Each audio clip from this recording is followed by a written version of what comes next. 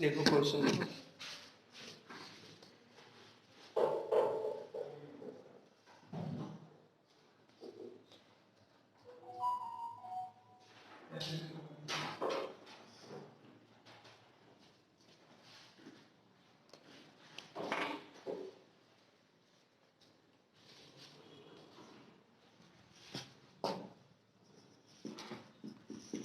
Board दिख रहा है?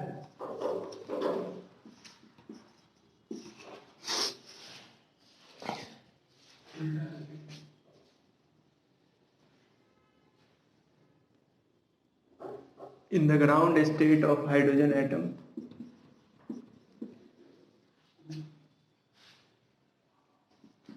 its bond radius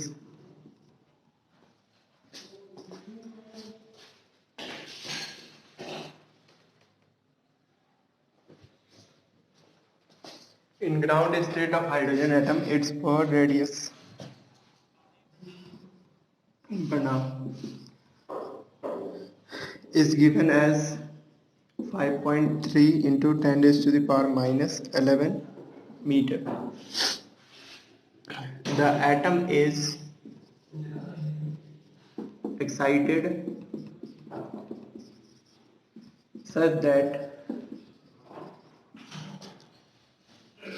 radius becomes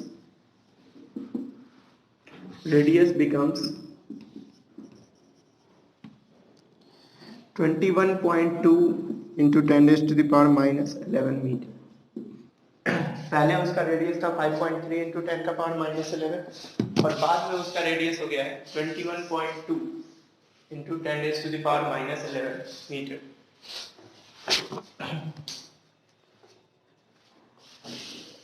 Find first value of principal quantum number. Principal quantum number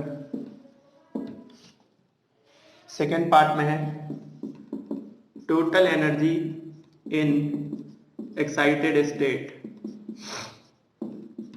total energy in excited state.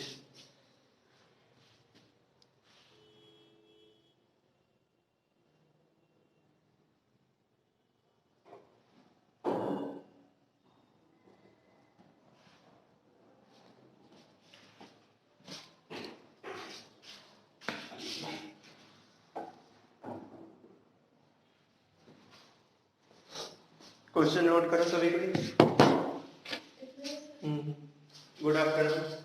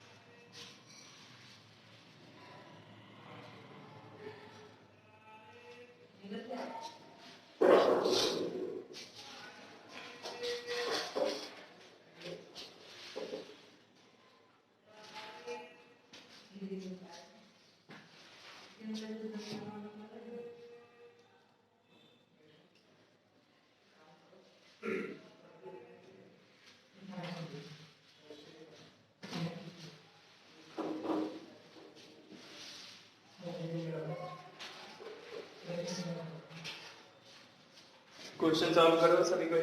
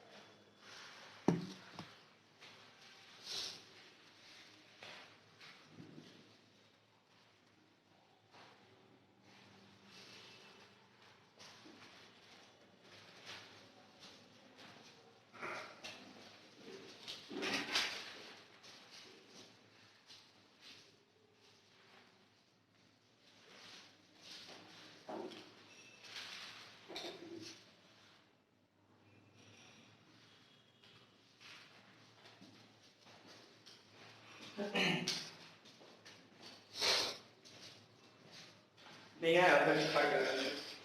देखो, इसमें ground state of hydrogen atom दे रखा है। Hydrogen atom मतलब क्या, कितना हो गया, 1 हो गया। ग्राउंड स्टेट का मतलब n का वैल्यू कितना होता है, 1 होता है ना। n का वैल्यू 1 है और हाइड्रोजन एटम के लिए z का वैल्यू 1 है। तो रेडियस ऑफ nth ऑर्बिट अगर हम देखें तो 0.529 z² अपॉन n² होता है ना, यही है ना फॉर्मूला, z² अपॉन n²। लेकिन ये किस में आता है, एंगस्ट्रॉम में। एंगस्ट्रॉम कहने का मतलब 10 का पावर -10 मीटर आएगा। 0.529 को ऑलमोस्ट 0.53 लिख सकते हो, वो भी बताया। 0.529 लिखो या फिर 0.5, तो 0.53 into 10 का पावर -10, z का वैल्यू 1 हो जाएगा, हाइड्रोजन एटम है तो 1 का स्क्वायर अपॉन n का स्क्वायर। ठीक है, ये तो R1 जो क्वेश्चन में गिवन कि ग्राउंड स्टेट का मतलब n = 1 होता है, वहां से भी हम पता लगा सकते हैं कि ये रेडियस हाइड्रोजन एटम के पहले स्टेट का है, मतलब n = 1। अब इसके बारे में बताना है कि ये first excited state, second excited state ऐसा नहीं लिखा है। इसमें बोला गया है कि रेडियस 21.2 × 10 का पावर -11 हो गया है, तो हमें बताना है कि n का वैल्यू उस वक्त कितना होगा। अगर हम वो बता सकते हैं तो हम ये बता सकते हैं कि कौन सा एक्साइटेड स्टेट पे होगा। ठीक है, तो देखो यहाँ पे अगर हम ये लिखे Rn, कंसीडर कर लो, कुछ भी हो सकता है, वही सॉल्व करके हम निकाल सकते हैं। Rn = 0.53 z² मतलब 1² अपॉन में मान लो n²। Let the orbit be n, उसका ऑर्बिट हम कितना मान लेते हैं, n। तो इसका वैल्यू दिया गया है 21.2 into 10⁻⁻11 is equals to, यहाँ पे एंगस्ट्रॉम है, तो 0.53 अपॉन n² into 10⁻⁻10, ये कटेगा तो -1 बच जाएगा, मतलब 2.12 is equals to 0.53 upon n²। तो n² कितना आ जाएगा, देखो 0.53 अपॉन 2.12, ये 4 टाइम्स में कट जाएगा। n² कुछ गलत हो रहा है क्या,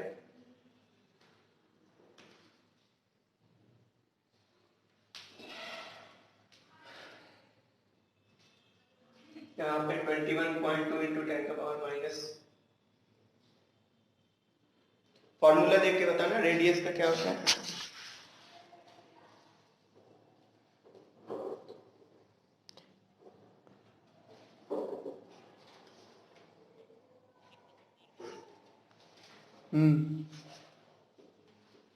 तो उससे क्या होगा,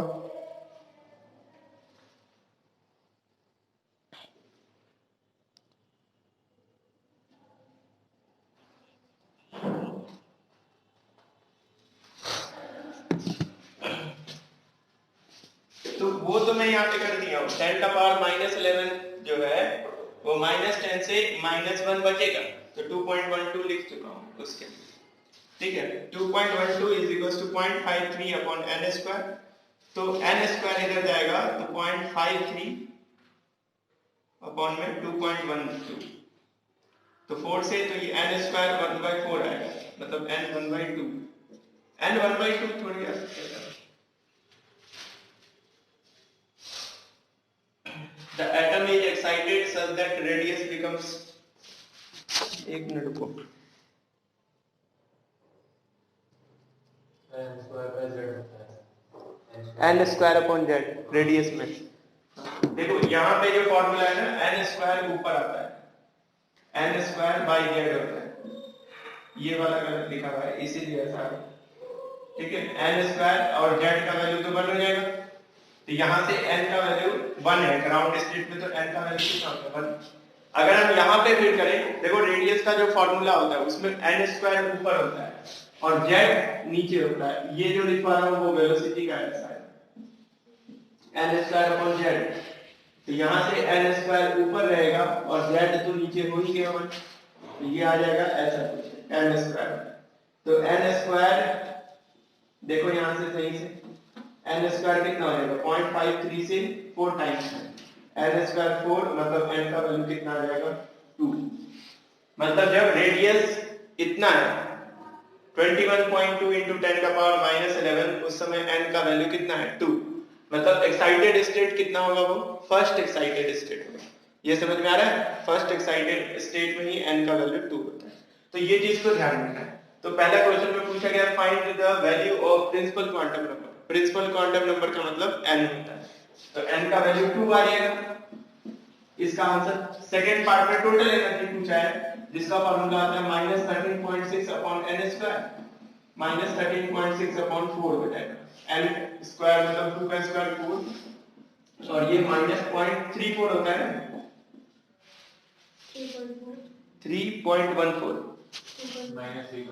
-3.4, ये तो वैल्यू तुम्हें याद करना तो वहां से आ जाएगा, ठीक है, तो ये चीज ध्यान रखना किस तरीके से सॉल्व किया, इसको नोट कर लो।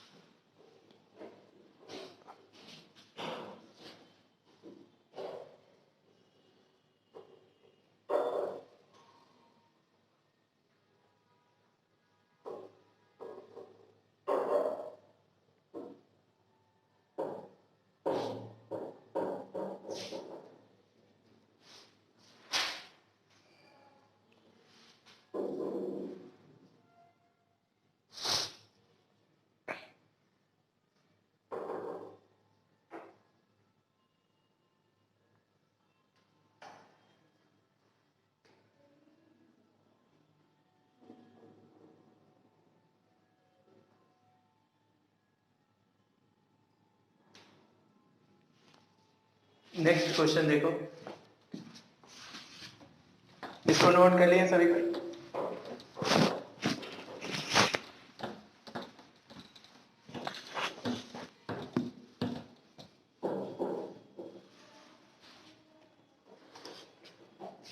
देखो क्वेश्चन लिखा हुआ है calculate shortest wavelength, calculate shortest wavelength in Balmer series, in Balmer series of H atom, of hydrogen atom,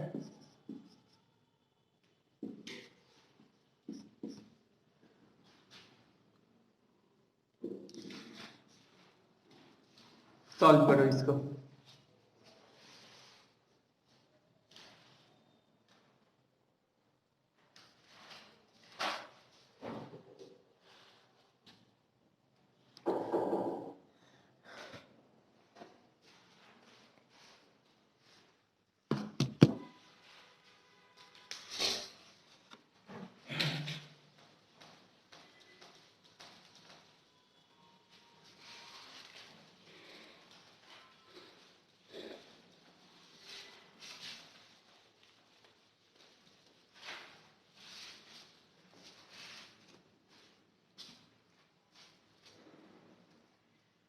Balmer के लिए n का वैल्यू कितना होता है? 2। पहला होता है लाइमन, दूसरा बाल्मर। ठीक है, अब देखो क्वेश्चन में कह रहा है शॉर्टेस्ट वेवलेंथ, तो ये तो पता होना चाहिए कि कभी भी एक लेवल से दूसरे लेवल में आएंगे तो एनर्जी डिफरेंस किसके एनर्जी के इक्वल होता है? फोटोन के एनर्जी के इक्वल। तो उसको हम कैसे लिखते हैं? hc upon lambda is equals to, लिखते हैं ना, अगर हम r के टर्म्स में देखें, जैसे याद होगा तुम्हें 1 अपॉन वेवलेंथ को हम लोग रेडबर्ग कांस्टेंट में ले आए थे 1.097, तो ये हट जाएगा वहां से, 1 अपॉन लेमडा आ जाएगा, वो r और फिर साथ में 1 by n1 square minus 1 by n2 square. ये तुम्हारे कॉपी में फॉर्मूला होगा। ठीक है, ये वाला फॉर्मूला कॉपी में होगा, wave number is equals to r into, देखो 1 by n1 square minus 1 by n2 square. ठीक है, तो वेव नंबर को ये हम क्या लिखते हैं? Reciprocal of wavelength. अभी हमें लेमडा निकालना है। ठीक, तो इसमें हम किस तरीके से सॉल्व करेंगे? देखो शॉर्टेस्ट वेवलेंथ बोला है, इसका मतलब याद रखना है कि एक तो गिवन होगा कि shortest wavelength in Balmer series, तो बाल्मर में n का वैल्यू 2 और शॉर्टेस्ट निकालने के लिए n का वैल्यू इंफिनिटी पुट करना। ठीक है, जिससे वेवलेंथ शॉर्टेस्ट आएगा। और इसको तुम ऐसे समझ सकते हो, एनर्जी होता है hc अपॉन लैम्डा, तो एनर्जी ज्यादा होने के लिए हमें डिफरेंस क्या करना चाहिए? हायर लेवल से लोअर लेवल पे गिराना चाहिए। तो हायर लेवल कितना होता है? इंफिनिटी तक होता है, और लोअर लेवल हमें फिक्स कर दिया गया बाल्मर, तो बाल्मर में n का वैल्यू फिक्स होता है, तो एनर्जी ज्यादा होगा उससे। एनर्जी ज्यादा होगा तो E इज इक्वल टू होता है hc अपॉन लैम्डा, मतलब वेवलेंथ को मिनिमम होना होगा। मिनिमम को हम क्या बोलते हैं? शॉर्टेस्ट। तो शॉर्टेस्ट वेवलेंथ जब भी निकालने के लिए आएगा तो put n is equal to infinity. ठीक है, एक तो फिक्स है बाल्मर के कारण से n का वैल्यू कितना होगा? 2, और दूसरे में कितना पुट करने वाले होंगे? n इज इक्वल टू 2, और एक होगा n2 is equal to infinity. ये वाला बात समझ में आ जाना चाहिए सभी को कि हमें एनर्जी और वेवलेंथ या फ्रीक्वेंसी बोला जाएगा तो हम किस तरीके से आइडेंटिफाई करते हैं। तो देखो यहाँ पे एक फॉर्मूला मैंने बताया था कि डेल्टा ई होता है ई हायर माइनस ई लोअर। ठीक है, ई लोअर हायर माइनस ई लोअर, तो डेल्टा ई को क्या लिखते हैं? hc by lambda. अब बताओ एनर्जी मैक्सिमम होगा तो वेवलेंथ मिनिमम होगा, और पूछा है शॉर्टेस्ट वेवलेंथ, मतलब wavelength will be minimum when energy will be highest, और एनर्जी डिफरेंस हाईएस्ट कब होगा? एक तो फिक्स है ना बाल्मर का मतलब n का वैल्यू 2, तो दूसरा जो होगा वो कौन सा होगा? हायर लेवल, सबसे हायर, और वो कब होता है? जब n इंफिनिटी। तो यहां से सॉल्व करके वेवलेंथ निकाल सकते हैं। तो देखो इसमें पुट करेंगे, r का वैल्यू कितना होता है? 1.097 into 10 raised to the power 7 into 1 by n1 square मतलब 1/4 माइनस 1 by इंफिनिटी का स्क्वायर मतलब 0 हो गया। तो ये 1 by वेवलेंथ आएगा, यहां से लैम्डा निकालना, तो 4 अपॉन में 1.097 into 10 raised to the power 7, तो ऑलमोस्ट 4 into 10 का पावर -7 ही है। कैसे? देखो 1.097 को या तो 1.1 मानोगे, तब डिवाइड देना होगा 365 नैनोमीटर, 365 के आसपास, या 4 into 10 का पावर -7। याद रखना 10 का पावर -7 अगर है तो हम आंसर नैनोमीटर में लिखेंगे। अगर मान लो डिवाइड देके 4 आया, यहाँ पे 4 से थोड़ा कम आएगा तो 400 नैनोमीटर लिख सकते हैं, क्योंकि नैनो का मतलब होता है 10 का पावर -9, यहाँ पे -7 है तो हम क्या करेंगे? -2 से ऊपर नीचे मल्टीप्लाई करेंगे, तो वहां से आ जाएगा। ठीक है, तो ऑलमोस्ट इसके आसपास में है।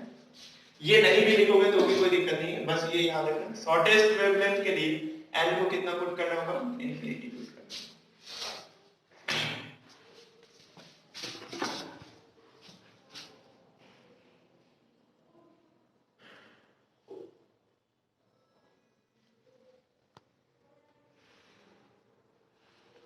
इसको 4 के जगह लिख लो 3.63 इंटू 10 का पावर -7, तो 363 नैनोमीटर लिख सकते हो।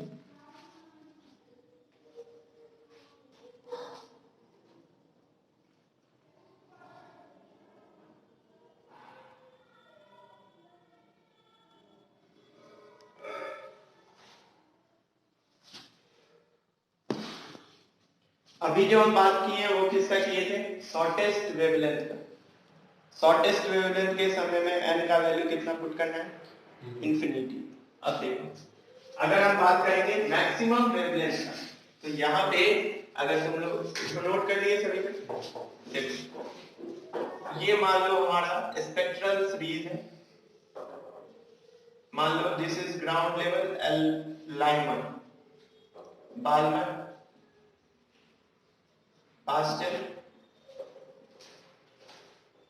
ब्रैकेट और उसके बाद पेपर, ठीक है।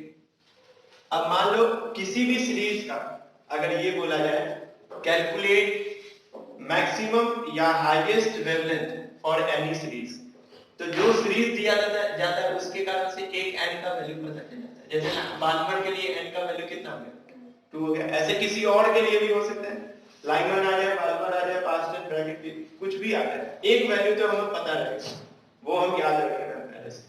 अगर शॉर्टेस्ट पूछता है तो put n equals to infinity, अगर लॉन्गेस्ट पूछता है तो जो सीरीज है उसके जस्ट एक ऊपर का वो लॉन्गेस्ट है। क्योंकि अगर तुम ध्यान से देखोगे तो वेवलेंथ क्या होता है, एफसी अपॉन लैम्डा। तो वेवलेंथ अगर शॉर्टेस्ट है तो एनर्जी ज्यादा होना चाहिए, और वो कब मिलता है जब n को इंफिनिटी पुट करते हैं। अगर हमें वेवलेंथ मैक्सिमम चाहिए, इट मींस एनर्जी को क्या होना होगा, मिनिमम। रेसिप्रोकल है ना, अगर लैम्डा मैक्सिमम होगा तो ये क्या होगा, मिनिमम। और एनर्जी मिनिमम कब होगा, जब एकदम पास से ट्रांजिशन हुआ।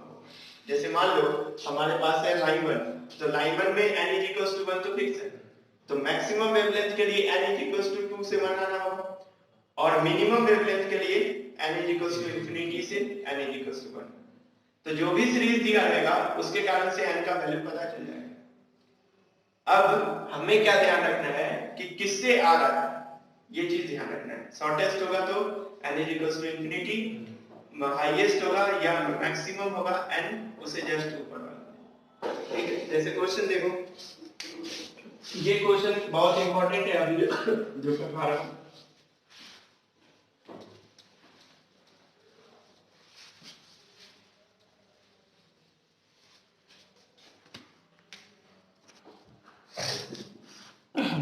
देखो क्वेश्चन है, calculate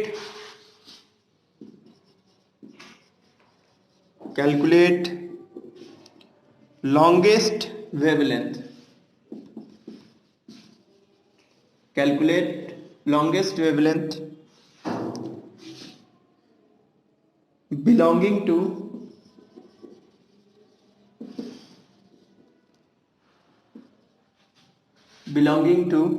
Lyman and Balmer series. Lyman and Balmer series मतलब 2 क्वेश्चन है इसमें, ठीक है। पहले लाइमन का निकालना है फिर बाल्मर का निकालना है, ठीक है।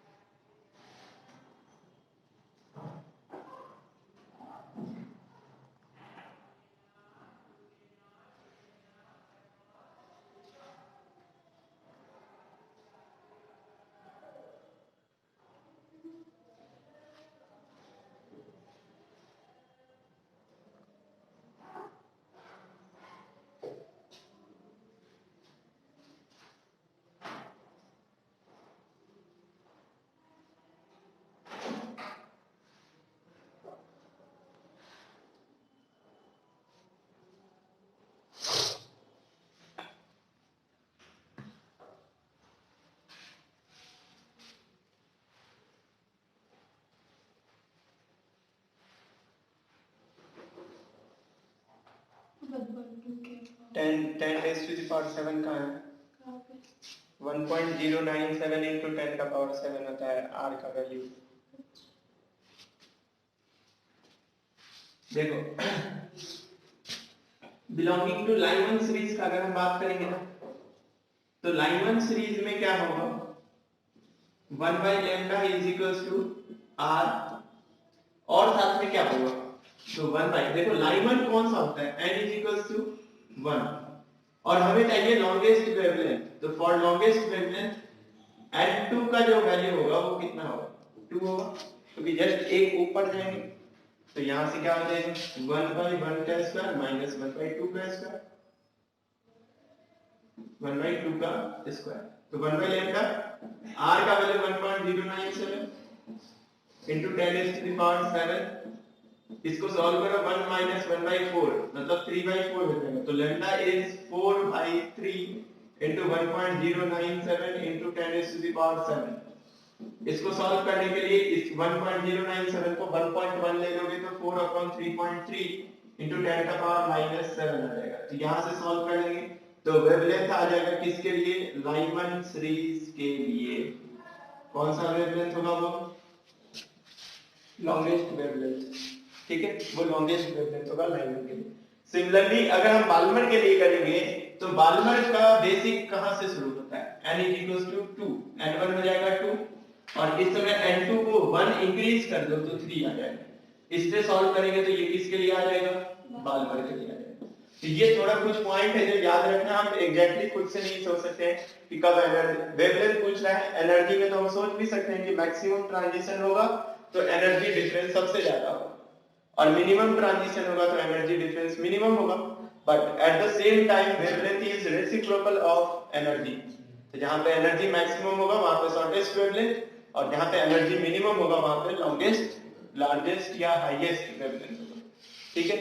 तो इसको सॉल्व कर सकते हो बाल्मर के लिए, चलो बाल्मर के लिए सॉल्व करो, बाल्मर के लिए, ठीक है।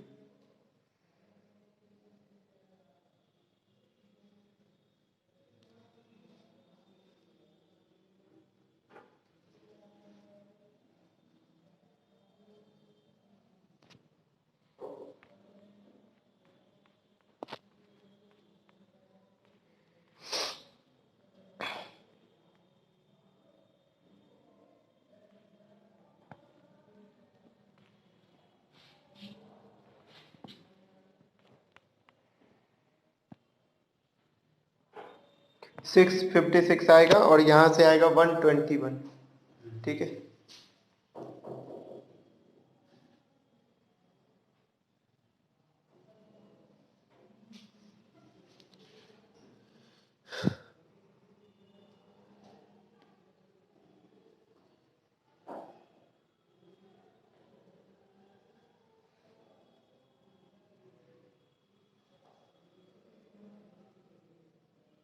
लिखो क्वेश्चन लिखो, calculate the frequency of photon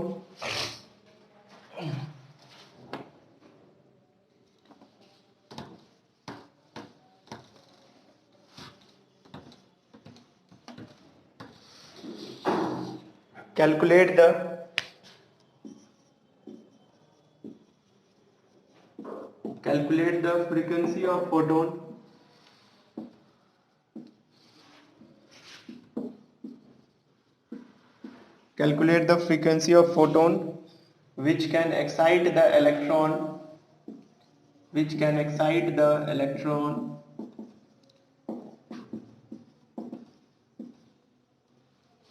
to minus 3.4 electron volt from minus 13.6 electron volt.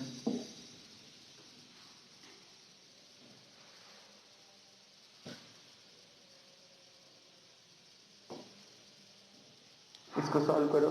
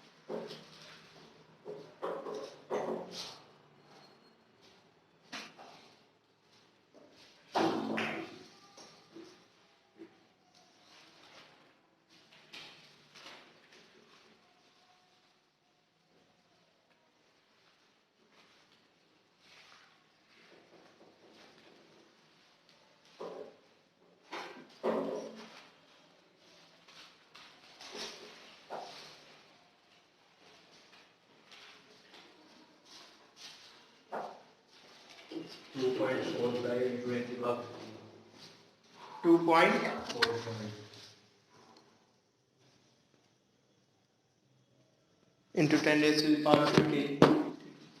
देखो फ्रीक्वेंसी निकालना है तो एनर्जी डिफरेंस किसके इक्वल होता है? E2 minus E1. Energy difference delta E को हम क्या लिखेंगे? HF. E2 कितना है देखो -3.4 माइनस ऑफ -13.6 और यूनिट क्या है इसका? Electron volt. देखो which can excite the electron to -3.4 electron volt from -13.6. Actual में क्वेश्चन में बोला है which can excite करने का मतलब होता है इलेक्ट्रॉन को लोअर ऑर्बिट से ऊपर के ऑर्बिट में भेजना. तो वो एनर्जी हम लोग प्रोवाइड देंगे. तो हम लोग डिफरेंस कैसे निकालते हैं? Higher orbit to lower orbit. तो हायर ऑर्बिट में एनर्जी कम होता है, लोअर पे ज्यादा. तो वहां से या फिर इसमें कोई दिक्कत नहीं है, जब दो दिया रहेगा दोनों को सब्ट्रैक्ट कर लो और एनर्जी को पॉजिटिव कंसीडर करके HF के इक्वल इक्वेट कर दो. तो यहाँ से -3.4 प्लस 13.6 EV होगा और यहाँ पे H का वैल्यू 4.15 इंटू 10⁻⁻15 देंगे तब इलेक्ट्रॉन वोल्ट में होगा इंटू F. तो F आ जाएगा यहाँ से 13.6 में से 3.4 करोगे तो 10.2 EV अपॉन में 4.15 इंटू 10⁻⁻15 EVS. EV से EV कट गया, इसको सॉल्व कर लेंगे तो हमारा आंसर आ जाएगा.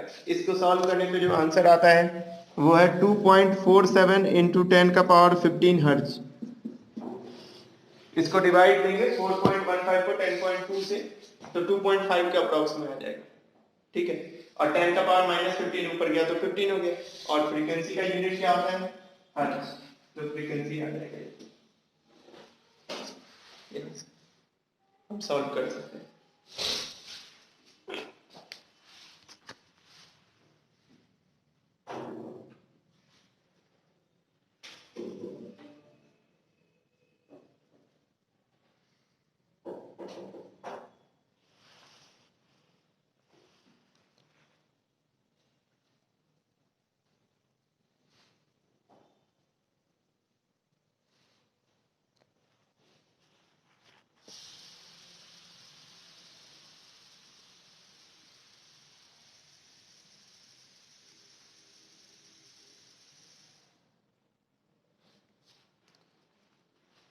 लिखो नेक्स्ट क्वेश्चन लिखो.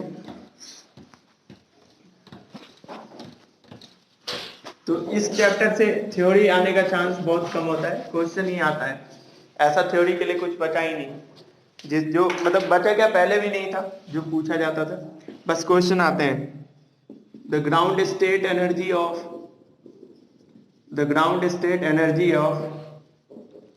H एटम, हाइड्रोजन एटम का ग्राउंड स्टेट एनर्जी है -13.6 electron volt. The ground state energy of hydrogen atom is -13.6 electron volt. First है इसमें व्हाट आर द पोटेंशियल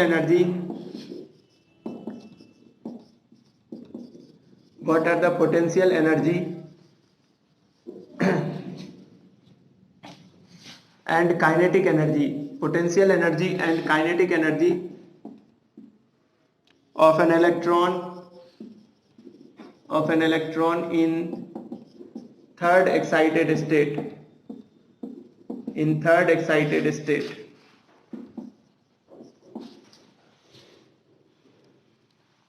इसको निकालना है.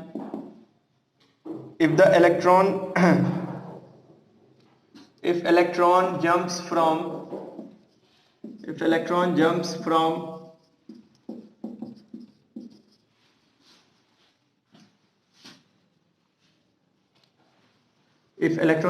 to ground from third excited state, ES का मतलब लिख लो excited state. Calculate frequency of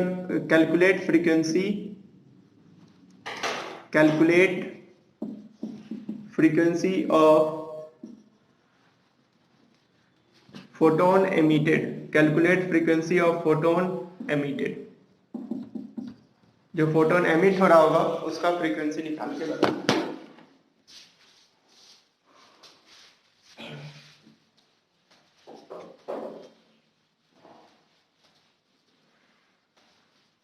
अभिषेक और प्रियांशु लिख रहे हो तुम लोग कॉपी में?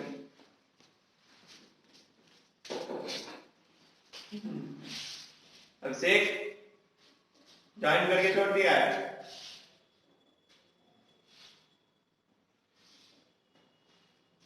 कोचिंग क्यों नहीं आए हो? कोचिंग क्यों नहीं आए हो? तबीयत खराब हो रहा है, क्या हो गया?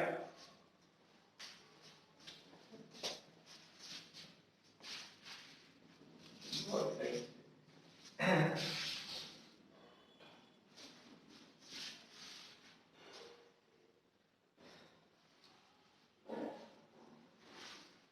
इस क्वेश्चन को सॉल्व करेगा तो प्लीज कर दो सभी कुछ।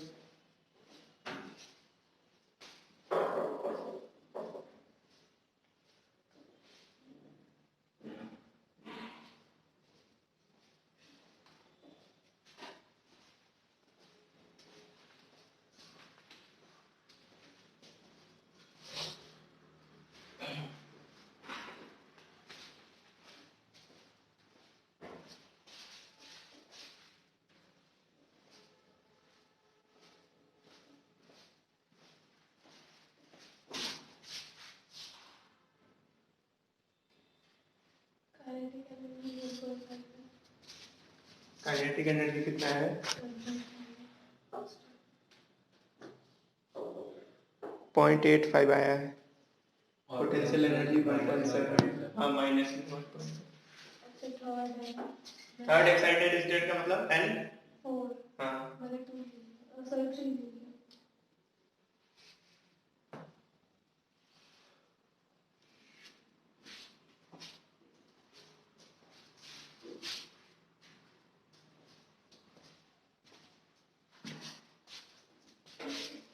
N इज इक्वल्स टू, देखो थर्ड एक्साइटेड स्टेट का मतलब N कितना होगा? 4 होगा। तो एनर्जी का फॉर्मूला -13.6 अपॉन n स्क्वायर। यहां से कितना आ जाएगा? 4 का स्क्वायर होता है तो क्या होता है बताओ? 0.85 -0.85। ये टोटल एनर्जी है। टोटल एनर्जी जितना होता है काइनेटिक एनर्जी भी उतना ही होता है, बस प्लस में होता है। बताया था ये लास्ट क्लास में कि काइनेटिक एनर्जी और टोटल एनर्जी का वैल्यू सेम होता है, बस टोटल एनर्जी नेगेटिव में होता है और काइनेटिक एनर्जी पॉजिटिव में। और पोटेंशियल एनर्जी अगर लिखना होगा, पोटेंशियल एनर्जी क्या हो जाएगा? 2 times total energy. 2 into total energy -0.85, तो यहां से -1.70 इलेक्ट्रॉन वोल्ट है। ये करना था बस। अब सेकंड पार्ट में देखो, if electron jumps to ground from third excited state, तो थर्ड एक्साइटेड स्टेट का मतलब सेकंड पार्ट में N2 का वैल्यू 4 है और ये जंप करके आ रहा है N = 1 पे। ग्राउंड स्टेट मतलब 1 और थर्ड एक्साइटेड स्टेट का मतलब N का वैल्यू कितना हो गया? 4। तो इसके कारण से एनर्जी डिफरेंस होगा और डेल्टा E को हम लिख सकते हैं एनर्जी 2 माइनस एनर्जी 1। E2 मतलब -13.6 1/4 का स्क्वायर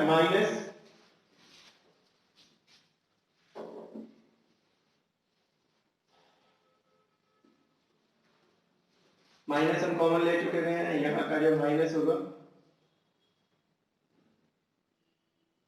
इसको लिखेंगे 1/1 स्क्वायर। तो ये आ जाएगा, इसको सॉल्व करेंगे तो 1/16 -1 करेंगे तो -15/16, तो माइनस माइनस प्लस 13.6 इंटू नीचे 16 होगा ऊपर 15।